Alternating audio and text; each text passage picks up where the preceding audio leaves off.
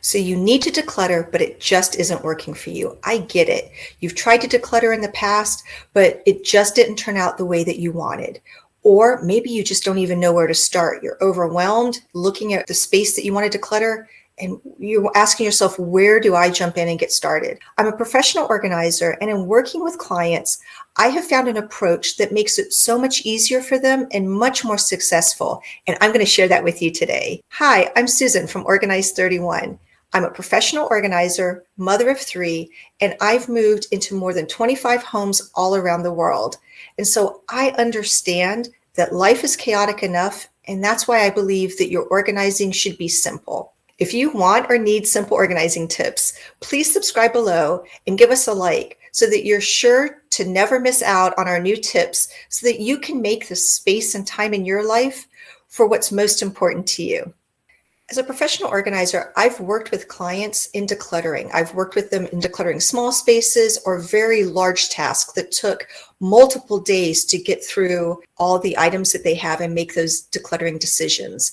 And when working with clients, there are some basic questions that we go over to help them make the decision about what to keep and what to let go.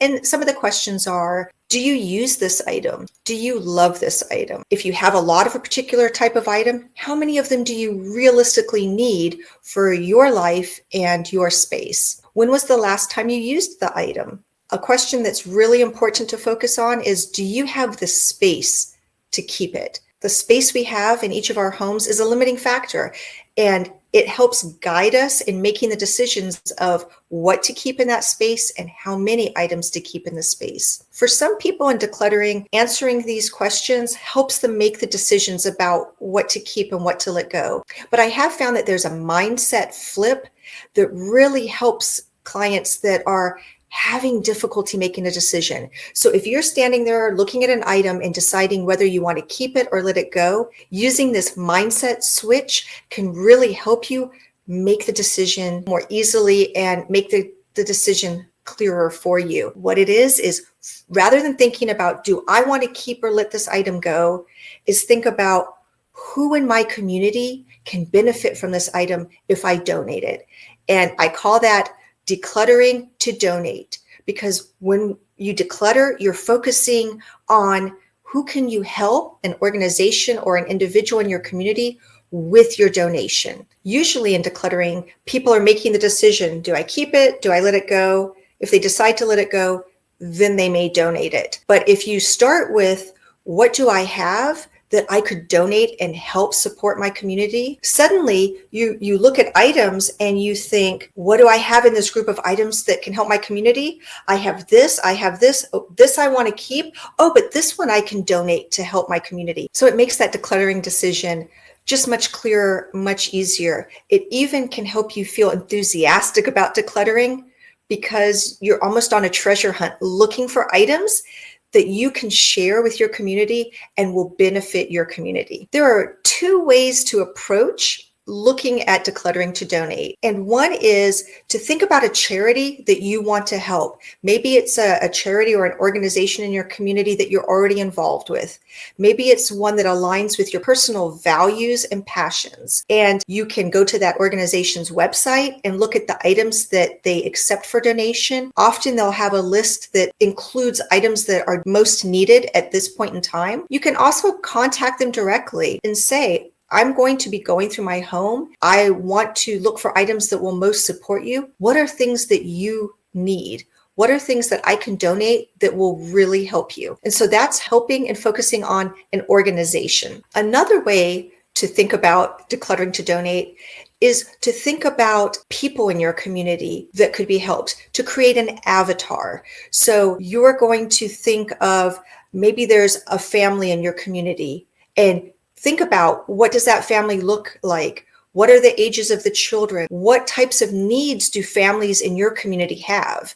If you live in a very cold climate, you know that warm coats and hats and mittens are very much needed. If you live in a tropical climate, there are different needs. So create that family in your mind and really think about what they need. Then you go through your home looking for those items that you could donate to this family that you're thinking of. You can also think of, if you want to support the animal shelter, think about what are the animals that they have. Are there a lot of dogs? Are they large dogs? Are they small dogs? Are there a large number of cats? Again, with the differences in climates, what types of donation items are needed in your community? If it's cold, they're going to need different items. If it's a hot weather climate, it will help guide you when you look through your home for specific items that you can donate to help that avatar, that person that you're thinking of in your mind that you want to support. When you're decluttering to donate and you're thinking about either the organization that you want to support and what they need, or about individuals in your community, it suddenly makes it so much easier when you look through your items and you're making those decluttering decisions. Because you take decluttering from a chore, a task that you have to do,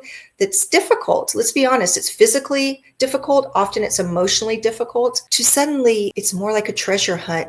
You're looking for things that you could share with someone that you know will make their life better, will help them support your community. So let me share some things not to do.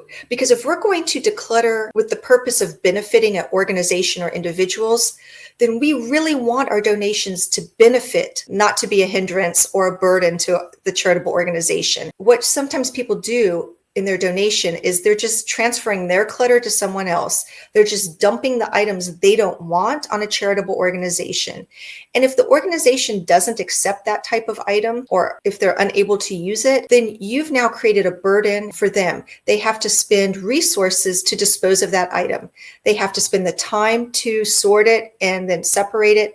They often have to financially pay to have the item disposed of. So instead of benefiting that charitable organization, you're now draining financial resources from them that would otherwise be used to benefit your community. So don't just dump your donation. Always check first that the organization can use those items. Please don't donate dirty items. I've seen before where people think, oh, someone will clean it up. It's a great item. They don't mind cleaning it up. If we're donating items to benefit people, we also want to respect their dignity. If it's an item that's dirty and they need it, it's a different feeling if they receive that dirty item or if they receive an item that they need and it's clean. Let's respect people's dignity. So take those couple of minutes to clean the item yourself before you donate it. Also, don't donate broken items. You may think, oh, well, somebody else can fix it. Well, contact the organization first and ask, because if you donate a broken item and the organization is unable to repair it, you're burdening them again in dealing with and disposing of it. Also, don't assume that an organization won't accept an item. In my community, there's one charitable thrift store that does not accept VHS tapes. There's another one that will. So when I'm working with clients and they have a large number of VHS tapes, we always talk specifically about these items cannot be donated to this charitable thrift store, but you can take it to this other one. Usually you can just go to the organization's website and see what they accept and don't accept. Don't assume that they won't accept it, because there may be an organization in your community that you can benefit with your donation. So along those lines, many charitable organizations will not accept damaged clothing, stained or torn clothing, but there are some that will accept damaged textiles, whether it's clothing, bedding, towels, any type of textile, because they gather those items and they sell them to textile recyclers. And then those companies recycle the textile into products that we buy. So it can benefit your community and charitable organization to donate damaged textiles if they have a program where they do that. Often what they'll do is use the financial resources they receive directly to benefit programs in your community. So it's a balance. If it's an organization that does not accept damaged textiles, if you take your item there, it's a burden to them. But if you do a little bit of research and find an organization that will accept damaged textiles, then your donation is benefiting the organization and your community. One more thing I really want to encourage you to do is, if you're not sure, contact the organization, talk to a person, ask if they'll accept your item. If they say that they can't accept the item, just simply say, are you aware of another organization that might accept it? Often in a community, the charitable organizations create a network, and they know who will accept what items and they know where the needs are. So if you contact an organization and they say, no, we don't, taking that one extra step of saying, do you by chance know of another organization in the community that might accept it? They may, and then you can find a home for your donation that will benefit your community. So some things you want to think about when you donate items is, first of all, please donate clean items that are in good repair and that are needed by that organization. When you pack the items for donation, think about how you're going to pack them. Place items so that they don't get broken during transport.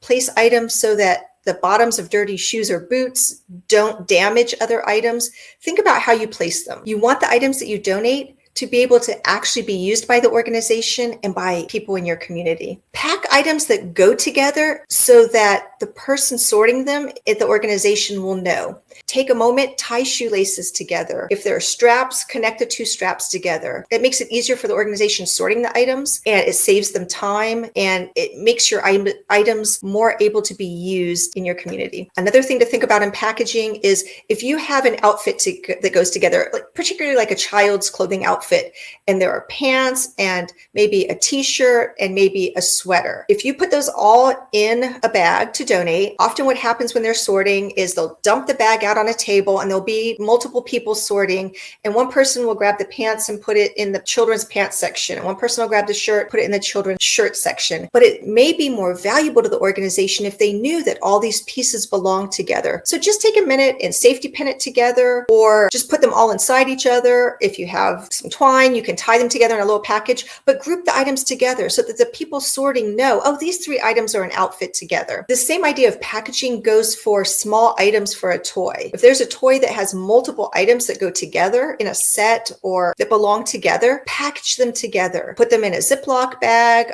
put them in a box, and put a rubber band or some masking tape around the box. You don't really want to damage the box, but put them together so that all those things will remain together and not get lost in transport or in sorting. It just increases the value and the usability of the item for the organization and then for the person that receives it. If there are items that need an explanation, attach a note. This works for if you have clothing that is homemade and it's not going to be evident what the size is. Attach a note that says this is a children's size 7. So explain items if needed. And this is important if you've cut tags out of clothing. People won't know what size it is. So just put a little sticker or attach a note that says what size that item of clothing is. This is true for homemade clothing also that doesn't have a size in it. Just attach that size. This helps the organization know where to place it, and it helps people who would want to purchase it or receive it to know that it would fit. If there's an item that may not be self-explanatory as to what it is, put a note on it. I see this most often with craft items. Often there are craft tools that if you're not a crafter who would use that tool, you wouldn't know what that is.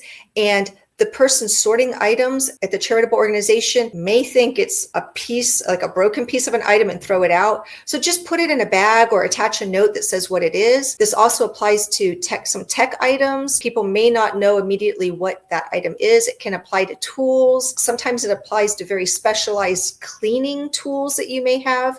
So if the average person won't know what it is, just make it clear. This is more beneficial for the organization and for a person who may be so excited to receive that item because they know what it is. I'm sure you've been thinking, I have items, I want to donate them. So how do I start? How do I find where I can donate my items? So to find charitable organizations in your area, think about organizations you're already involved in. Think about ones that support your passion, that support your values. Think about ones that are conveniently located to you. And this may be important because if you don't have the time or energy to do a lot of research, then what may most benefit you and your community is to donate your items to your local charitable thrift store. And then in that case, you would want to find the charitable thrift store that is located closest to you. If you have the time and energy because you want to support a particular organization, then you may be more willing to invest time and effort into doing the research. And so that's fine. Look for those organizations. Also, in finding where to donate your items, if it's a unique item, you may need to look for an organization that will accept it. For example, if you have gas-powered equipment that you want to donate, Many organizations are not set up to accept gas-powered tools, but there are some that will. So you'll want to do that time to find the organization that can accept what you have. So when you're looking at organizations, be sure to do research to see what items they'll accept. And then once you've identified an organization and researched what they can accept, you're ready to start decluttering in your home because you know what to look for and what can benefit your community and that organization. If you're excited now to declutter your home with the focus on benefiting your community, I would love if you came and joined us in my Declutter to Donate course. In the course, I share more than 100 different organizations that accept donations so that you'll be sure to find somewhere to donate almost any item that you have. The course is self-paced and it walks you through decluttering everything from the pantry to the garage and everything in between. It also includes 6 bonus lessons and resources. In addition to the course material, you have access to a private membership group to be able to ask me any specific questions you have, to share your wins, to share your challenges, and to gain the encouragement and support of a group of like-minded individuals. I'd love to help you declutter your home with the focus on donating to benefit your community. You can find the link for the course below. I'd love to see you there. When you declutter to donate, you create the space in your life for what's really important to you, and you benefit your community. So it's a win-win. You deserve the space and time to create the life you really want.